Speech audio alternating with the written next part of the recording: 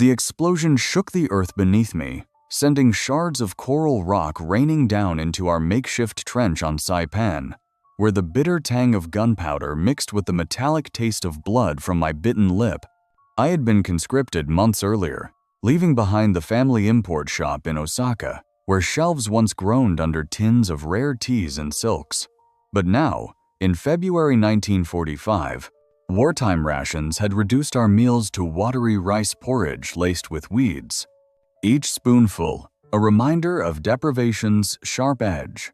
Yet, as American forces closed in, their distant gunfire a relentless drumbeat against our silence, I clutched the small, folded heirloom document, a notarized deed to the business, hidden in the lining of my uniform before leaving home, its existence known only to me, a quiet safeguard against the chaos swallowing Japan. My cousin Hiroshi, who had avoided the draft through clever deferments for essential wartime production, managed the shop in my absence. I understood his motives. Born from the pressure to survive bombings and shortages that claimed neighbors daily, though it stung that he thrived while I endured the front line's horrors. We, women, nurses, and operators like me, were thrust into this hell, our hands blistered from digging defenses under the tropical sun, bodies weakened by malaria and scant supplies, contrasting the propaganda's promises of glory with the reality of endless hunger. The noise was deafening, bombs whistling overhead, shouts in Japanese barking orders. But inside, a profound stillness settled as surrender loomed, fear twisting my gut like a knife. When the Americans breached our lines, their voices booming in unfamiliar English, I raised my hands, heart pounding against ribs that showed through my tattered shirt. Captured, bound loosely with rope that didn't chafe, we were marched to their compound, the unknown ahead a vast ocean compared to the controlled misery we'd known. Whispers among us spoke of torture, yet no blows came. Instead, a Marine offered water from his canteen, cool and clean, hinting at something sweeter than the bitterness we'd swallowed for so long. As we boarded the transport, the heirloom's weight against my chest reminded me of what I'd reclaim if I survived this reversal. The ship cut through waves toward uncertainty, but in that moment, resolve flickered, resolution, not rage, would guide my path back. The transport ship docked at a makeshift American base on a reclaimed island, where the air hung heavy with diesel fumes and the salty bite of the Pacific, a far cry from the gunpowder haze we'd left behind.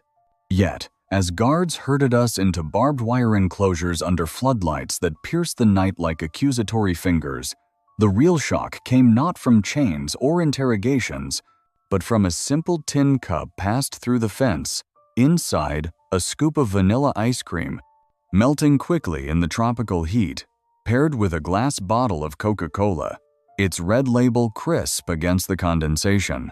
I stared at it, my cracked lips hesitating, the other women POWs around me whispering in disbelief, our gaunt faces illuminated by the guards' lanterns.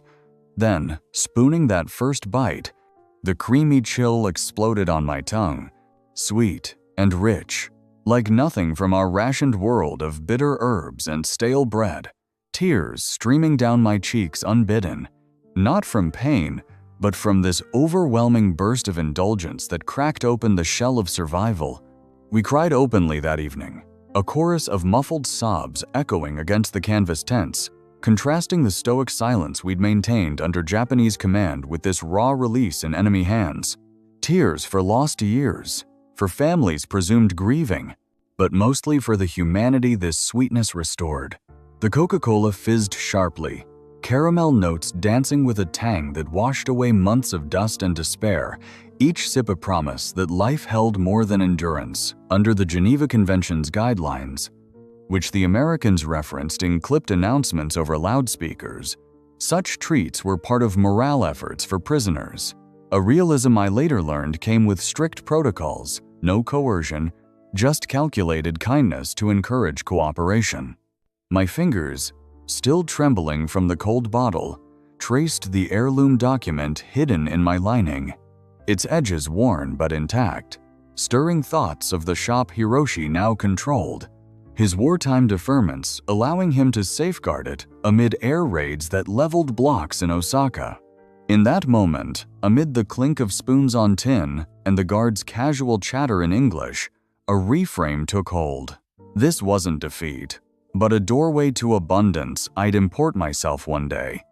The bitterness of captivity lingered in our threadbare uniforms and the distant boom of cleanup operations, yet the sweetness motif rooted deeply, symbolizing a future where I'd trade deprivation for delight on my terms.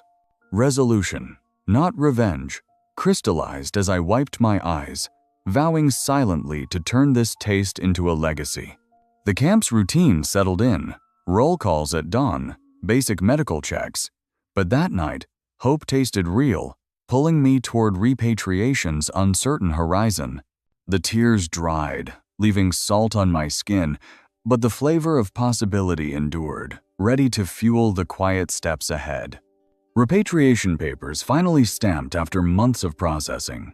I stepped off the train in Osaka in late 1946, the station's charred beams a stark skeleton against the rebuilding bustle, where vendors hawked meager rice balls amid the rubble. Yet, weaving through crowds with my small bundle, uniform traded for a borrowed kimono, the scent of charred wood clashed with faint cherry blossoms pushing through cracks, contrasting the tropical rot of the POW camp with this familiar soil now scarred by firebombs that had spared little.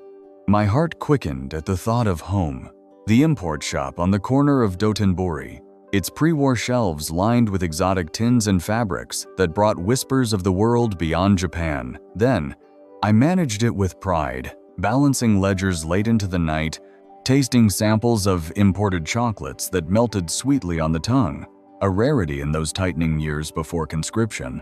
But now, approaching the storefront, the sign read Hiroshi Imports in bold new paint, windows gleaming with goods I'd never stocked, American cigarettes, canned meats, even bottles of Coca-Cola glinting in the sun like forbidden jewels.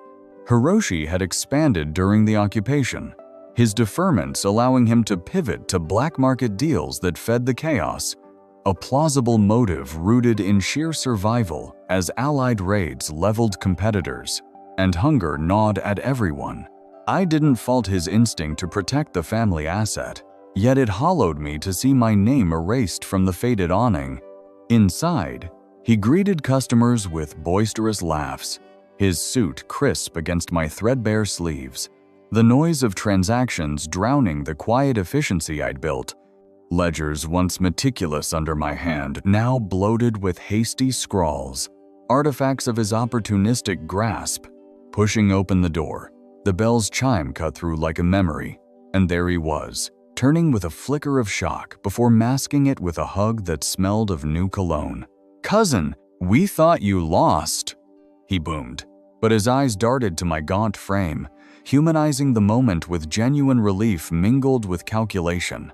I nodded calmly, fingers brushing the hidden heirloom deed, its wax seal intact after the camp's frictions, searches that missed it by luck.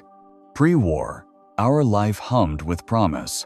Father teaching me trade routes over tea, sweetness in rare imported syrups drizzled on mochi for festivals, bonds forged in shared dreams of growth. Conscription uprooted it all. My presumed death a void he filled, excluding me from decisions while I mended wounds in trenches. The stakes crystallized in that shop's cluttered back room, surrounded by crates stamped with U.S. Army surplus, contrasting my past control with this exclusion that stripped my identity. Emotional threads pulled tight, letters from home I'd never received, burned in raids, their absence a deeper cut than physical scars. Yet the sweetness motif lingered in a sample bottle I spotted, its fizz a echo of camp tears, reminding me abundance wasn't lost, just redirected. Hiroshi offered tea, weak and bitter, but I sipped steadily, resolve building amid the chaos he'd tamed into profit. The city rebuilt brick by brick, timelines stretched by occupation permits requiring weeks for any change, a realism that tempered my impatience. As evening fell, lanterns flickering on, I excused myself with a quiet vow. This uprooting would fertilize new growth. The door closed behind me, but the path to reclamation beckoned, one deliberate step into the gathering shadows. The door to Hiroshi's shop clicked shut behind me that evening, leaving the clamor of Dotonbori fading into a hush that mirrored the quiet I'd cultivated in the camp's long nights. Yet, as I walked the dim streets lit by flickering lanterns, the bitterness of weak tea lingered on my tongue, contrasting sharply with the creamy sweetness remembered from that first scoop of ice cream, a flavor that now fueled a deeper resolve. In the cramped room I rented above a rebuilt tea house, moonlight slicing through paper screens, I unfolded the heirloom deed under a single bulb, its 1,938 notarization stamp faded but legible, proving my sole inheritance from father before his death in '42. This artifact survived searches and seas, became the seed of my vow. No outbursts, no accusations. Those were noise I'd leave to Hiroshi's booming deals. Instead, resolution over revenge. A strategic comeback built on silence versus his chatter, exclusion from the business I'd returned to claim through access I'd forge anew. I began with small, deliberate steps. My outward demeanor, one of quiet recovery, a woman piecing together a shattered life while inwardly mapping the post-war landscape. Guards in the camp had traded English phrases for cigarettes.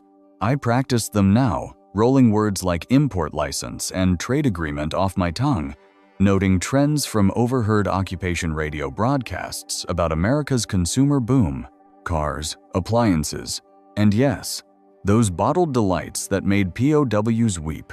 The vow solidified over weeks, timeline stretched by the realities of 1,946 Japan. Repatriation allowances took a month to process through the local ward office, disbursing a modest 5,000 yen that covered rent but little else, a friction that forced patience. I scribbled plans on scavenged paper. First, reconnect with pre-war suppliers via letters posted at the central mail hub, envelopes stamped with occupation francs. One goal stood clear: rebuild the import shop on my terms, specializing in American goods that symbolized abundance, threading sweetness through every crate. Hiroshi's motives I understood. Wartime bombings had destroyed his own family's holdings, pushing him to clutch ours tightly.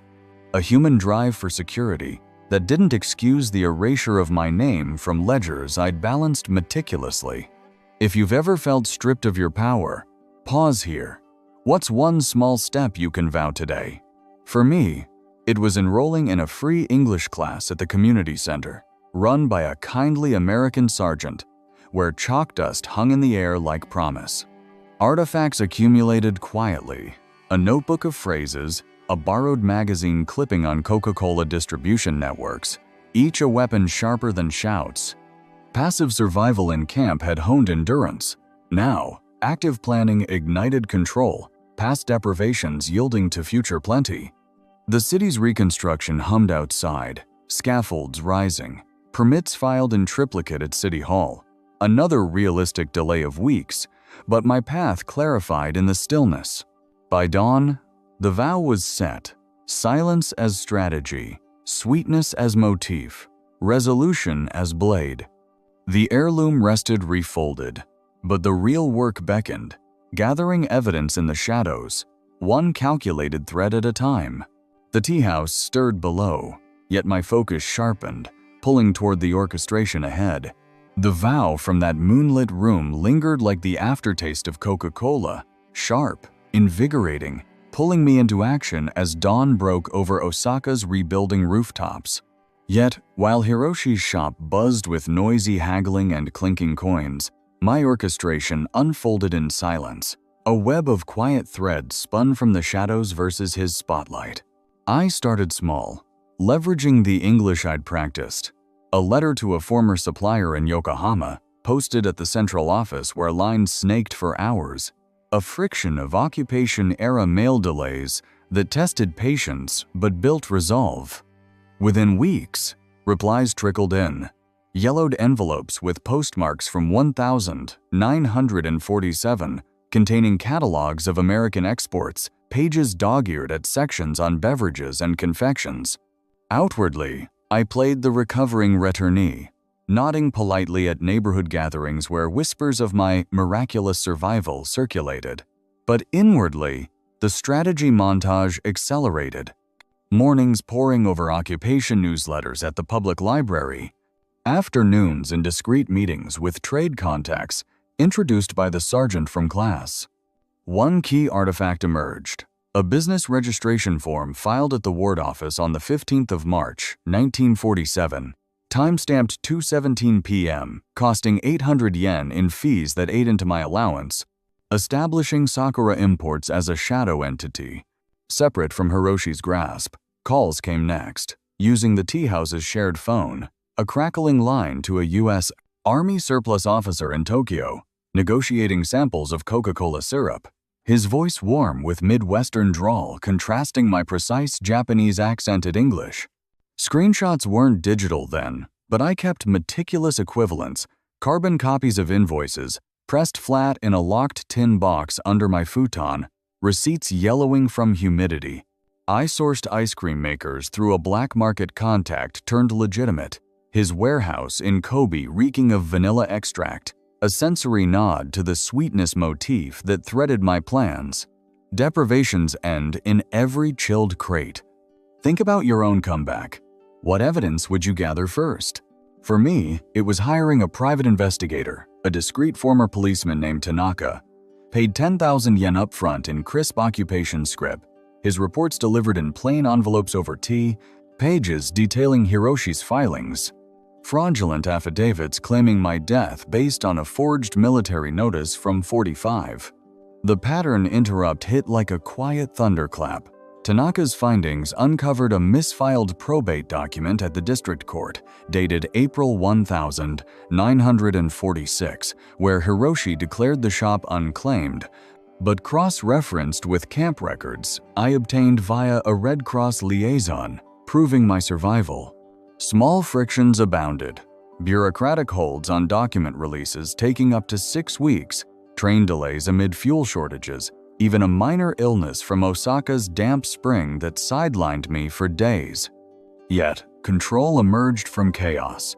Meetings in dimly lit cafes with potential partners, an American exporter named Harris who shipped prototype cases of bottled soda, their glass cool against my palms. Fizz-evoking camp tears turned triumph. Hiroshi's motives surfaced in Tanaka's notes, his own losses in the raids pushing him to overreach. A human scramble for stability that heightened the stakes without softening the betrayal. I threaded sweetness deliberately, hosting a private tasting for select clients poached subtly, their murmurs of delight a counterpoint to his loud ledgers. Filings piled, a trademark application for Sweet Horizon Imports, notarized on the 2nd of June 1947 with seals in red ink. Calls logged in my notebook. Timestamps like 10:45 a.m. to a shipping agent, securing freight from Yokohama port. The web tightened. Silence my sharpest tool against his noise, past exclusion yielding to future access.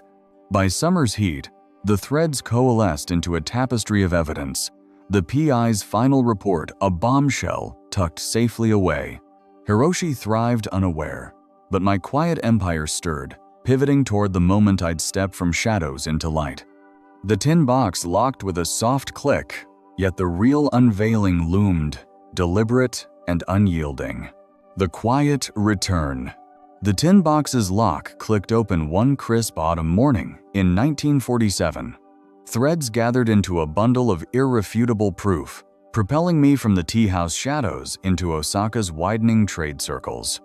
Yet, where Hiroshi commanded attention with boisterous auctions and crowded counters, my re-entry whispered through invitations to exclusive gatherings. Subtle cards slipped into hands at the Chamber of Commerce, contrasting his noise with my poised silence. I arrived at the first, a dimly lit hall in a rebuilt warehouse, dressed in a simple navy suit tailored from occupation fabric rations. The heirloom deed folded neatly in my pocket alongside early import receipts. Crisp papers dated July 1947, stamped by Yokohama Customs, detailing my inaugural shipment of Coca-Cola cases, 500 bottles at 2 yen each wholesale. Duties paid in full after a 3-week clearance delay at the port. Clients mingled, sipping weak green tea, but I hosted a small table apart, unveiling chilled samples from a portable ice chest, fizz popping softly as caps twisted off, the caramel sweetness cutting through the room's stale air like a revelation. "Try this," I said calmly to a cluster of merchants, my voice steady against their curious murmurs, watching eyes widen as the first sips evoked wonder, drawing them from Hiroshi's orbit with effortless pull. One receipt I slid across the lacquered wood, invoice number SI047, my Sakura Imports header in elegant script, proving legitimate channels through Harris and Tokyo, artifacts that hinted at a rival rising, not through shouts but surgical precision. Hiroshi caught wind soon enough, striding into a subsequent meeting at the Traders Association, his face flushed beneath a forced grin, confidence cracking as he boomed greetings that echoed hollowly. "Cousin, what games now?" he muttered later in the corridor, his hand heavy on my shoulder, a humanizing tremor betraying fear of losing the wartime gains that had rebuilt his world after personal ruins in the raids. But I presented the initial evidence calmly, a photocopy of the heirloom deed, notarized in '38 and verified by a court clerk just weeks prior. The process dragging through 2 notarization appointments and a 1,200 yen fee that pinched my growing reserves. "This outlines ownership," I stated, no accusation, just fact, watching his bluster falter against my control. Minor pushback came swiftly, a whispered rumor he spread about unstable returnees, clients hesitating with polite bows, yet my tasting events countered beautifully, sweetness as motif, ice cream scoops in porcelain cups at a private salon, creamy vanilla melting into delight that lured loyalties away, one converted supplier at a time. Receipts multiplied in my growing ledger, August shipments clearing with minor frictions like a dock strike delaying crates by 4 days, but arrivals intact, bottles clinking in triumph. Status reversed in whispers. Merchants seeking my counsel on American trends, my calm expertise eclipsing his chaos, past exclusion blooming into access I'd claimed. Early catharsis warmed like that first camp sip. A key client, once Hiroshi's staple, signing with Sakura Imports over chilled Coca-Cola, his nod sealing the shift. Hiroshi's noisy empire teetered, but I pressed no further yet. Resolution guiding each step. The hall emptied that night, lanterns dimming, yet pushback shadows lengthened, hinting at the costs ahead. My pocket held the deed's original now, weight lighter with power reclaimed, pulling toward the escalation that would test this quiet blade. The warehouse hall's lanterns had dimmed that autumn night, but by winter 1948, the chill seeping through Osaka's streets mirrored the escalating frost from Hiroshi's countermeasures, his initial bluster hardening into calculated strikes. Yet, where my expansion flowed with controlled precision, shipments arriving on schedule, clients signing exclusive deals over discreet tastings of chilled Coca-Cola, his retaliation erupted in chaos. Anonymous letters to suppliers, warning of unreliable returnees. Slander whispered in trade guilds that disrupted 2 pending contracts, forcing rewrites and delays. I discovered the first in my postbox, a typed note on cheap paper, postmarked locally, accusing me of forged credentials. Attached was a clipped article from a minor rag, his handiwork evident in the phrasing. A desperate bid to cling to wartime profits that had salvaged his bombed-out life, humanizing his fear as raids had left him scavenging ruins while I was presumed gone. Pushback cost dearly, both in yen and momentum. Legal fees mounted to 50,000 yen by spring, retained for a cease and desist drafted by a solicitor in Kobe. The document notarized on the 12th of February 1948, after a 2-week wait for court availability amid occupation backlogs. Small frictions grated, a key shipment of ice cream stabilizers held at customs for inspection, rotting slightly in the hold over a 5-day strike, spoiling 10% of the lot, and trimming profits by 8,000 yen. But I countered surgically, filings at the district court for trademark infringement when he mimicked my Sweet Horizon branding, forms submitted in triplicate with receipts time-stamped March 3, each copy bearing red seals that took another month to process through bureaucratic channels, still reeling from the war's disarray. The pattern interrupt struck unexpectedly during a routine guild meeting. Hiroshi demanded a venue switch to his shop, claiming neutrality, but I arrived prepared. Redirecting to the International Trade Arbitration Office in Tokyo via a prepaid telegram, its confirmation slip in my handbag, artifact number TA-112, dated the 15th of April 1948, shifting the ground beneath him as neutral arbitrators reviewed my ledgers side by side with his.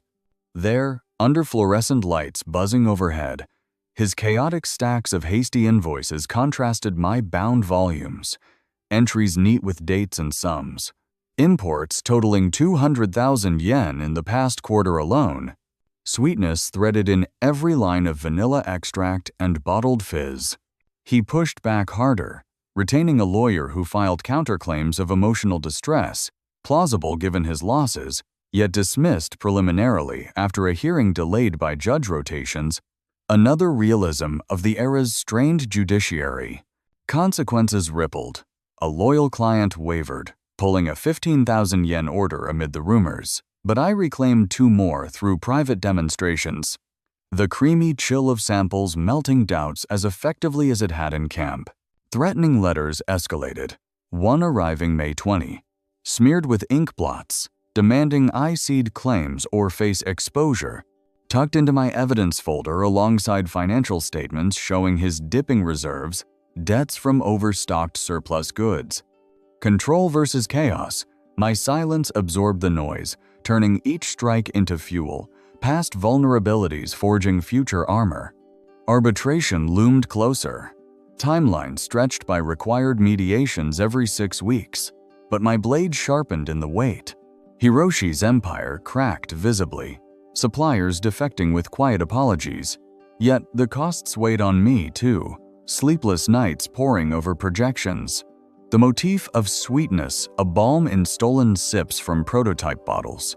Pushback peaked, but so did my resolve. The arbitration notice in hand, pivoting toward the unveiling that would cut clean. The office door closed on that final mediation prep, yet the showdown's clarity beckoned, unyielding and precise. The arbitration office's doors swung shut behind me that sweltering July afternoon in 1948, the weight of gathered evidence in my leather satchel pulling like an anchor toward resolution. Yet, as Hiroshi paced the polished floor ahead, his suit rumpled from the train ride, his earlier chaos masked by a veneer of composure, I arranged my documents on the oak table with deliberate calm, silence versus his fidgeting fingers drumming out unspoken dread. The room smelled of ink and stale coffee, arbitrators in crisp uniforms shuffling papers, and there, face to face for the first confrontation since my return, I met his eyes without flinching. The open loop of the heirloom document about to snap shut after years concealed through camp frictions and shadowy gatherings. "Let's begin with facts," I said evenly, sliding the original deed across the table. Yellowed parchment dated the 10th of November 1938. Father's signature in bold ink, notarized at the Osaka Prefectural Office with a wax seal intact, despite seawater stains from the Pacific crossing. Hiroshi leaned forward, his breath catching, a humanizing flicker of genuine shock crossing his face as memories of our shared childhood flashed. Him helping stock shelves before the war upended everything. His motive to preserve the shop born from losing his parents in the 45 raids that spared our building by mere blocks. But facts cut sharper. I layered artifacts atop it. Court filings from May 1948, case number DC4782, verifying my survival via Red Cross attestation, stamped June 3, after a mandatory 30-day review period that had tested every ounce of patience. He stammered denials, voice rising in the confined space, pushing back with his own stack, fraudulent probate papers from 46, hastily filed amid post-war disarray when missing persons flooded the courts, plausible in the era's overload, where clerks processed hundreds weekly with minimal checks. Yet, my PI's report, bound in blue folder with Tanaka's seal, dissected each claim. Timestamps on forged military notices mismatched by days, witnesses recanting under subtle inquiry. The arbitrators nodded, one jotting notes as I revealed financial ledgers, my Sakura Imports balances sheet showing 350,000 yen in assets, contrasting his depleted reserves drained by legal fees and overstocks. Sweetness motif woven in profit lines from Coca-Cola exclusives that now dominated Dotonbori tastings. Emotional restraint held me steady. No tears, no shouts, just precise enumeration of exclusions he'd enforced, from erased signage to diverted suppliers, now reversed through my enforced boundaries. Ownership reverts? The lead arbitrator intoned after deliberation, his gavel a soft thud that echoed like camp surrender but heralded victory. The decision scripted on official letterhead, enforceable within 14 days, pending appeals he couldn't afford. Hiroshi slumped, motives laid bare without excuse, his pushback crumbling against the blade of evidence. Past exclusion dissolved in that moment's access, chaos yielding to my control. The deed's loop closed as I reclaimed it, folding it with finality. The room emptied slowly, his footsteps retreating down the hall, but my posture remained unbowed, resolution's payoff sharp and cathartic. Boundaries etched in ink now guided the rebuild, yet a broader horizon sweetened the air, drawing me toward the empire's true dawn. The satchel lightened as I stepped out, pivoting to the life I'd forge anew. The arbitration gavel's echo faded into Osaka's humid summer air as I exited the office, the enforceable decision letter crisp in my envelope, case DC 4782 resolved. Ownership transferred effective the 1st of August 1948. After the standard 14-day appeal window lapsed without Hiroshi's filing, his depleted funds a quiet barrier. Yet, where former chaos had swirled in rumors and delayed shipments, newfound control settled like morning mist clearing over the river. I renamed the shop Sweet Horizon Imports that very week. New signage installed by a local carpenter for 3,000 yen. The paint still tacky as I hung it myself. Clients returned unprompted, drawn by the calm efficiency now permeating the space. Shelves stocked methodically with American treats. Coca-Cola pyramids glinting under electric lights powered by the city's stabilizing grid. A far cry from wartime blackouts. Boundaries emerged firm and unyielding. A registered letter to Hiroshi, drafted by my solicitor and mailed certified on August 5th, timestamped 11:47 a.m. at the Central Post Office, barring him from the premises and any trade interference, enforceable via a restraining order filed concurrently at the district court. Form RO-89 processed in just 10 days amid lighter post-occupation caseloads. He appeared once at the door, disheveled in the rain, his voice cracking with pleas rooted in the human desperation of his raid-scarred past, family photos lost to flames pushing him to overclaim hours. But I met him on the threshold, deed in hand, stating simply, "This ends here. Step back." No entry, no debate. The lock clicked shut behind me, chaos excluded, control embraced in that single, surgical boundary. Rebuild unfolded deliberately. Inventory audits revealed 450,000 yen in assets. Ledgers balanced over late nights, with the sweetness of vanilla wafting from sample crates. Motif threading through every profitable line. Ice cream freezers humming steadily. Supplied via Harris's reliable shipments that cleared customs in a streamlined week. Frictions minimized by established channels. Staff hired. 2 women returnees like me, trained in English, phrasing, and tasting protocols, infused the shop with dignified poise. Past deprivations transformed into shared abundance. Cathartic closure warmed deeper than any fizz. Suppliers toasting with chilled bottles. Their loyalty a reversal of exclusions I'd endured. Subscribe if this inspires your own quiet strength. What boundary will you set today? For me, it was mentoring those hires, sharing artifacts like the heirloom deeds copy framed behind the counter, a testament to resolution's grace. The shop thrived, chaos tamed into rhythm, but a sweeter horizon called beyond Dotonbori. Doors opened daily to eager customers, yet my gaze lifted farther toward legacies yet unwritten. The envelope sealed with final filings, pivoting to the abundant future ahead. The shop's new sign gleamed under the August sun as boundaries locked into place. Sweet Horizon Imports humming with the steady clink of bottles and the soft whir of freezers, a sanctuary of control carved from yesterday's rubble. Yet, gazing out over Dotonbori's bustling canal, the past's bitter deprivations, rationed weeds in trenches, the acrid smoke of capture, faded against an abundant legacy unfolding. Sweetness no longer a rare camp indulgence, but the cornerstone of my empire. By 1949, expansion plans crystallized. Global partnerships inked with Harris's firm for direct U.S. routes. A second warehouse leased in Kobe for 120,000 yen annually. Projections charting 20% growth through diversified lines, chocolates, sodas, even powdered mixes that promised year-round delight amid Japan's recovering seasons. Future-facing, I mentored a cadre of women returnees, gathering them weekly in the back room over chilled samples, sharing artifacts like faded camp photos and the framed heirloom deed, their eyes lighting with the same hope that fizzed in my first Coca-Cola sip. One, a former nurse named Aiko, grasped the motif deeply. "From tears to this," she whispered, scooping vanilla that melted creamy on her spoon.